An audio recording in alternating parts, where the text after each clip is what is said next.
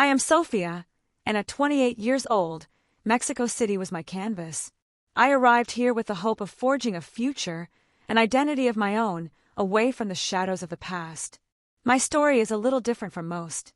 I was adopted when I was very young, and although my adoptive parents gave me all their love, the label of adopted always followed me. It wasn't a burden, but a part of me that made me see the world differently. Since childhood, I had an insatiable curiosity about how things worked. I loved disassembling old gadgets and dreaming of ways to improve them, to make them more useful for people. My passion led me to study software engineering. I wanted to create solutions that truly impacted lives, that connected people in meaningful ways. I landed a position at Innovatech, a promising startup in the heart of the city. It was my chance to prove my worth, to leave my mark in a world that sometimes seemed not to understand my origin. The atmosphere at Innovatech was vibrant, full of young and ambitious minds. However, I soon felt that not everyone saw me as an equal. Some colleagues, especially from the main development team, seemed to have a distant attitude. Their glances sometimes met mine with a hint of judgment and indifference that hurt. I overheard whispers, veiled comments about my background, or how I had gotten into the company. "She's the new one, the one with the peculiar story," they would say, as if my adoption were gossip. I worked twice as hard to ignore those comments. My work was my refuge, my way of silencing the voices that tried to diminish me. I spent extra hours researching, programming, perfecting every line of code. I wanted my talent to speak for me, louder than any prejudice. Despite the coldness of some, I focused on learning as much as possible. Every day was an opportunity to grow, to absorb knowledge and hone my skills. I began to notice inefficiencies in the company's internal processes. Small details that, if optimized, could have a huge impact. The idea of an innovative proposal began to take shape in my mind. Something that would not only improve Innovatech, but also reflect my vision of a more connected world. I knew presenting it would be a challenge. I would have to overcome not only technical barriers, but also the skepticism and disdain of those who doubted me. But I was determined. My history had taught me to be resilient, to transform adversity into a driving force. This proposal would be my voice, my answer to indifference. Days at Innovatech became a mix of excitement and frustration. I loved the technical challenge, but the attitudes of some colleagues were a constant reminder of my difference. There was a group, led by a developer named Ricardo, who seemed to enjoy making me feel out of place. Their inside jokes and knowing glances excluded me. "Sofía, are you sure you understand this concept? Or don't you think this is too complex for your experience?" were common phrases, said with a forced smile. I felt that every mistake I made was magnified, while my successes went unnoticed or were attributed to luck. The pressure was immense. I tried to participate in team conversations, to offer ideas, but I was often interrupted or my suggestions were dismissed without real consideration. One afternoon, while eating lunch alone, I overheard Ricardo commenting to another colleague, "She just doesn't fit in. Her story is weird, you know. She doesn't have the same background as us." Those words hit me harder than I expected. It wasn't just my work they were judging, but my essence, my origin, something I couldn't change. Anger and sadness mixed within me. Why did my adoption, something so personal, have to be an obstacle in my professional life? But that same night, the anger transformed into determination.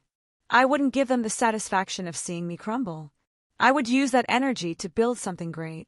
I started working on my proposal in secret after office hours.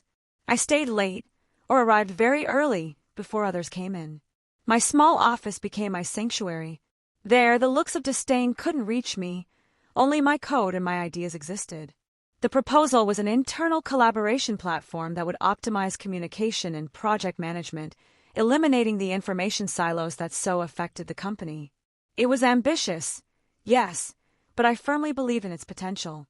It would not only improve efficiency, but also foster a more inclusive and transparent work environment. Every line of code was an act of resistance, every implemented function a silent answer to those who underestimated me. I was building my own voice. I knew the path would be arduous, but the vision of my proposal working, transforming Innovatech, gave me the strength to keep going, one day at a time. With determination as my compass, I fully immersed myself in developing my proposal. Every night and every weekend were dedicated to polishing my project. The platform I was building was called ConectaTech.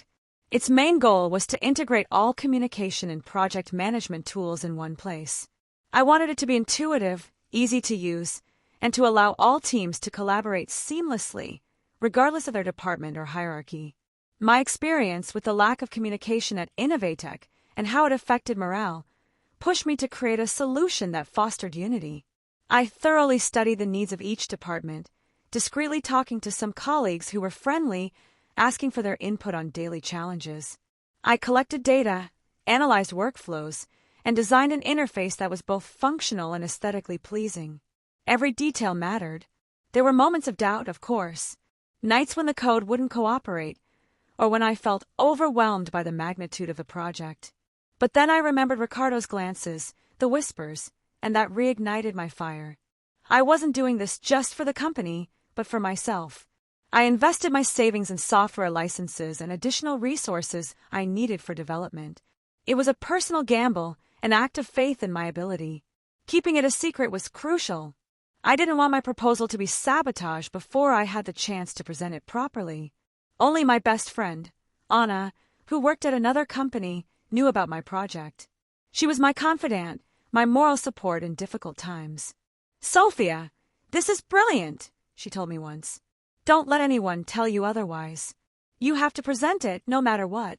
Her words gave me the strength to keep going. I knew the moment of truth was approaching, the day I would reveal ConectaTech. I was preparing a detailed presentation with functional prototypes and impact projections. I wanted to make it clear that my proposal was not just an idea, but a tangible solution. The seed of innovation was planted, and although the ground was hostile, I trusted that, with effort and dedication, it would flourish. The day of Innovatech's quarterly meeting arrived, and with it, my opportunity. I had requested a slot on the agenda for an internal improvement proposal. The CEO, Mr. Morales, was known for his open mind, but also for his demanding nature. I knew my presentation had to be impeccable. My heart pounded as I prepared. Ricardo and his group were sitting in the front row with looks of curiosity and a hint of mockery. I took a deep breath and approached the podium. "Good morning, everyone," I began, my voice steady despite the nerves. "I'm Sofía, and today I want to present ConectaTech." I projected my platform's interface onto the large screen. The silence in the room was palpable, and I could see some eyebrows raised with interest. I explained how ConectaTech would solve communication problems, optimize workflows, and significantly increase productivity. I showed functional prototypes, demonstrating ease of use and the integration of different tools. The room began to fill with murmurs of awe. Ricardo, however, didn't seem impressed. He crossed his arms and looked at me skeptically, as if waiting for the moment to attack. "And who developed this, Sofía?" he asked condescendingly. "It seems like an ambitious project for one person." "I developed it, Ricardo," I replied calmly, holding his gaze. "With dedication and many hours of work." Mr. Morales interjected. "Interesting, Sofía. What are the implementation costs and the estimated return on investment?" I presented my financial projections, detailing how the initial investment would quickly be recouped through increased efficiency. There was a moment of silence. Then, Mr. Morales nodded slowly. "This is a very well-crafted proposal, Sofía. Congratulations." The room erupted in a murmur of positive comments. Ricardo and his group looked surprised. Their mocking smiles had vanished. The moment of truth had arrived, and although the battle wasn't won, I had managed to sow doubt in their prejudices. My proposal had spoken for me. Despite Mr. Morales' initial recognition, the implementation of ConectaTech would not be an easy road. The silent resistance began to manifest itself. Ricardo and his group, though no longer openly mocking, began to sow doubts about the project's viability among other colleagues. "It's too complex. It won't adapt to our culture. It's just a personal project, not something for the whole company," were some of the comments I heard. I felt they were trying to undermine my confidence, to delegitimize my work before it had a chance to prove its worth in practice. Mr. Morales called me to his office. "Sofía, your proposal is solid, but there's skepticism," he told me. "We need a pilot, a team to test it." I accepted the challenge with enthusiasm.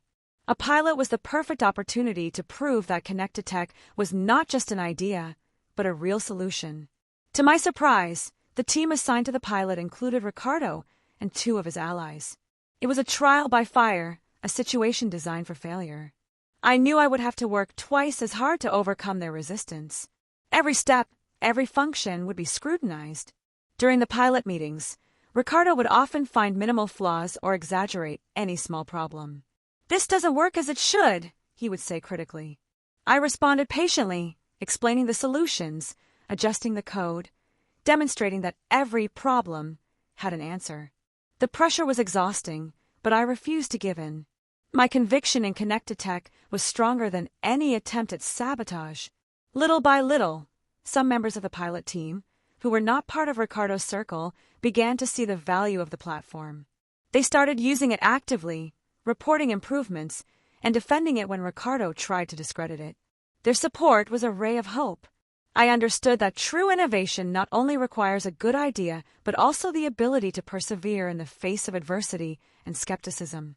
The silent resistance was an obstacle, yes, but also an opportunity to demonstrate my resilience and the solidity of my proposal. The ConectaTech pilot progressed, and despite the initial resistance, small victories began to accumulate, transforming into big steps. The pilot team, although divided, began to experience a tangible improvement in their communication. Meetings became more efficient, projects more organized. Members who were initially skeptical, but not hostile, became active users. Their constructive feedback helped me further refine the platform. "Sofía, this task tracking feature is amazing," a colleague told me. "Before, we wasted so much time on emails." Ricardo and his group, though still trying to find flaws, were forced to acknowledge the usefulness of certain features. Their criticism became less vehement. Mr. Morales received weekly progress reports. I noticed his questions became more detailed, indicating growing interest and confidence. One morning, he asked me for a personal demonstration of the new functionalities. I showed him how ConectaTech could adapt to different departments and scale. "Impressive, Sofía," he said with a smile. "It seems your vision for collaboration is bearing fruit." That comment was a balm to my soul. I felt my effort was being recognized, not just for the functionality, but for the philosophy behind it. News of the pilot's good results began to spread throughout the company. Other teams started asking when they could use ConectaTech. Even Ricardo, in a meeting, grudgingly admitted that some aspects of the platform were acceptable. It was a small triumph, but significant. I understood that the best way to combat prejudice was not with confrontation, but with tangible results, with the undeniable success of my work. Every small victory, every positive comment, every satisfied user was another step towards the full adoption of ConectaTech at Innovatech. I was transforming perception, not only of my proposal, but also of myself. The looks of disdain were beginning to give way to admiration. My proposal was gaining recognition, not only for its innovation, but for its ability to unite people, something I had always longed for. The ConectaTech pilot concluded with results that exceeded all expectations. The pilot team's productivity had increased by 25%. Internal communication was smoother, and errors due to lack of information had drastically decreased. The data was irrefutable. Mr. Morales called a meeting with all department directors. "ConectaTech is no longer a pilot," he announced. "It is the future of Innovatech." The news was met with applause and enthusiasm. I saw Ricardo and his group with expressions of astonishment, their faces pale at the magnitude of my success. I was tasked with leading the implementation of ConectaTech throughout the company. It was an enormous responsibility, but also an immense honor. I formed an implementation team, selecting colleagues who had shown genuine interest and support during the pilot. I did not include Ricardo. He tried to approach, offering help or advice, but I maintained a professional distance. My focus was on the project's success, not old grievances. The expansion of ConectaTech was a resounding success. Employees adopted the platform quickly, valuing its ease of use and clear benefits. Innovatech experienced significant growth in efficiency and collaboration. My proposal became a fundamental pillar of the company. Mr. Morales personally congratulated me, recognizing my vision and perseverance. "Sofía, You have transformed the way we work, he told me. My name began to be synonymous with innovation within the company. The looks of disdain had turned into looks of respect and admiration.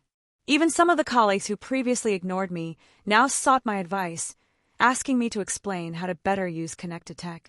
The undeniable success of my proposal not only validated my talent, but also demonstrated that a person's origin does not define their potential.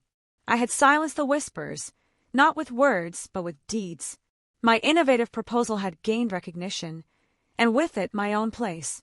The success of ConectaTech propelled me into a new role within Innovatech, Director of Innovation and Collaboration. It was a position tailored for me. My office was now larger, with a panoramic view of Mexico City. But the most important thing was the change in the company's dynamics. Meetings were no longer a place of exclusion. My ideas were listened to attentively, my opinions valued. I felt that I finally belonged. Ricardo and his group now avoided eye contact. Their comments had completely vanished, replaced by an uncomfortable silence in my presence. Some even tried to approach with false friendliness. "Sofía, congratulations on your promotion," they said with forced smiles. I responded professionally, without resentment, but also without forgetting. My focus was on the future, on continuing to build and improve. Mr. Morales gave me complete freedom to explore new ideas and projects. He wanted Innovatech to remain a leader in technology and efficiency. I began to mentor young talents within the company, especially those who, like me, felt a bit out of place at first. I wanted to create an environment where everyone felt valued, where talent shone regardless of origin or labels.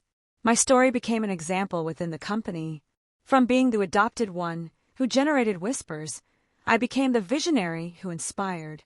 I received invitations to speak at technology conferences, sharing my experience on how innovation can arise from adversity.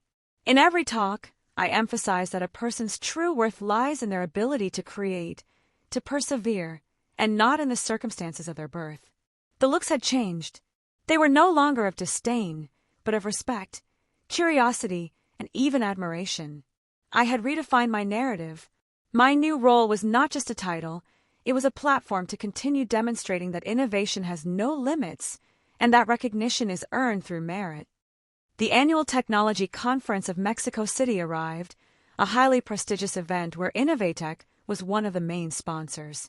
I was invited as a keynote speaker to talk about the impact of ConectaTech and the culture of innovation in startups. It was a great honor. As I prepared for my presentation, I felt a mix of pride and gratitude. My path had been arduous, but every step was worth it. In the main hall, before my turn, I observed the crowd. Among the familiar faces, one figure caught my attention. She was an older woman, in her 60s, with discreet elegance and a gaze that seemed strangely familiar to me. She was sitting in the front rows. During my speech, I spoke about how collaboration and the elimination of internal barriers had been key to ConectaTech's success. I mentioned how my own experience, sometimes feeling different, had driven me to create a platform that united people. The older woman stared at me intently with an expression of deep emotion. Her eyes shone, and I felt an inexplicable connection. At the end of my presentation, the applause was deafening. As I stepped down from the stage, the woman approached me. "Sofía," she said in a soft voice, but filled with emotion, "your story has deeply moved me, and your proposal is admirable." Her name was Elena, and she was the director of a foundation dedicated to supporting young talents from orphanages and foster homes. She explained that her foundation was precisely looking for projects that promoted inclusion and skill development in young people with stories similar to mine. I was touched by her interest and passion. We exchanged cards and promised to stay in touch. That encounter was unexpected, but I felt it had a purpose. It was as if the universe was guiding me towards something bigger, something related to my roots. The conference was a success, but the encounter with Elena left a deeper mark. It was the beginning of a new chapter, one I couldn't yet foresee. After the conference, Elena and I met several times. Her foundation, Roots of the Future, was impressive, with programs that transformed lives. She proposed that ConectaTech, or an adapted version, be used in the foster homes her foundation supported to improve communication between staff and young people. The idea excited me. It would be a way to give back to the community, to use my technology to help those who shared a part of my story. As we worked on adapting the platform, Elena and I spent hours talking. We shared stories, visions, and a special connection grew between us. She told me about her own life, her dedication to the foundation, and how her own journey had been to find purpose. One day, while reviewing some foundation documents, Elena mentioned an old adoption mapping project. "It's a historical archive," she said. My heart skipped a beat. "Adoption mapping?" I asked, feeling a pang of curiosity. "Yes, to help connect biological families with adoptees if they wish." She explained that it was an ambitious project that had never been completed due to lack of funds and adequate technology. It was a dream she still harbored. The idea of using ConectaTech, or a new platform, for that purpose began to germinate in my mind. It would be the ultimate innovation, one that truly united lives. Elena noticed my interest. "I know it's a sensitive topic, Sofía, but I believe your vision could make this dream a reality." I felt the universe was speaking to me. My own adoption story, which some had used to scorn me, could now be the key to helping others. The connection with Elena deepened. Beyond the professional, I felt a warmth, a familiarity I had never experienced with anyone outside my adoptive family. It was as if destiny had brought us together, not just for my innovative proposal, but for a much more personal and meaningful purpose. The possibility of creating a platform that united families, that provided answers to those seeking their roots, became my new obsession. The day of the official launch of Connected Roots dawned with a mix of anticipation and nervousness. The press was out in full force, cameras flashed, and the auditorium was packed with foundation representatives, adoption specialists, and the Innovatech team. It was the climax of months of hard work and a personal journey that intertwined with every line of code. On stage, beside Elena, I felt the weight and grandeur of the moment. My heart pounded, but it was no longer the fear of contempt, but the excitement of seeing a dream come true. Ricardo was in the audience, in one of the back rows, his posture more subdued than ever. Elena began the presentation, her voice soft but filled with palpable emotion. She spoke about the Foundation's mission, about the importance of giving voice and hope to those seeking their origins. Then, she called me to present the platform. Connected Roots is not just software, I began, my voice firm and clear. It is a bridge built with the belief that every story deserves to be told and every connection found. I showed the intuitive interface, the advanced algorithms, the security and privacy protocols. I explained how the platform would allow adoptees and biological families, if they wished, to find each other, filling gaps and healing wounds. As I spoke, my eyes met Elena's. There was a peculiar sparkle in them, a depth that went beyond professional admiration. It was something older, more intimate. When I finished, the applause was deafening. Elena hugged me, and in my ear whispered, "Sofía, you have no idea how much this means to all of us." She then turned to the microphone again, her eyes teary.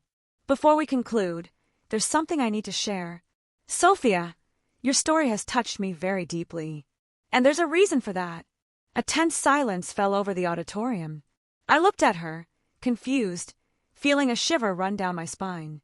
28 years ago, in a small town in the countryside, a young mother had to make the most difficult decision of her life. Elena began, her voice choked with emotion. She gave her daughter up for adoption, hoping the girl would have a better future than she could offer. My heart raced. I knew where that story was going. That mother never forgot her daughter. She searched for her, discreetly for years. And when she heard about a young engineer, adopted, who was creating a platform to unite families, she felt a hope she hadn't felt in a long time. Elena's eyes fixed on mine. "Sofía, I am that mother." The world seemed to stop. The auditorium faded. There was only Elena, her eyes, and the truth that echoed between us. Tears streamed down my face, not from sadness, but from an overwhelming shock, from a piece that fit perfectly into the puzzle of my life. She extended her hand, trembling. "My daughter, you came back to me through your own innovation, through your desire to connect." The hug that followed was the tightest of my life, a hug that united two stories, two souls, and sealed the purpose of my entire journey.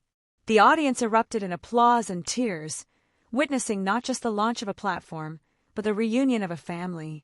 In that moment, I understood. The contempt I suffered for being adopted, the pain of Ricardo's words, the feeling of not belonging, all of it had been fuel. That peculiar story they used to diminish me had become the driving force to create something that would bring hope and completeness to thousands. Ricardo, at the back of the auditorium, had his eyes fixed on me and Elena. His expression was no longer one of mockery, nor surprise, but of deep respect, perhaps even shame. He had witnessed the complete transformation of a label into a legacy. Connected Roots became a resounding success, uniting families throughout Mexico and, soon, across the world. But for me, its greatest triumph was the connection it brought me back to my own roots. My story, which began with the pain of being despised for being adopted, culminated in the greatest of connections. I was no longer just the innovative engineer or the director of innovation. I was Sofía, the woman who transformed the adversity of her origin into a bridge of love and hope, proving that true roots are not just in blood, but in the ability to love, connect, and transform the world. And that the greatest recognition, in the end, is that of our own humanity.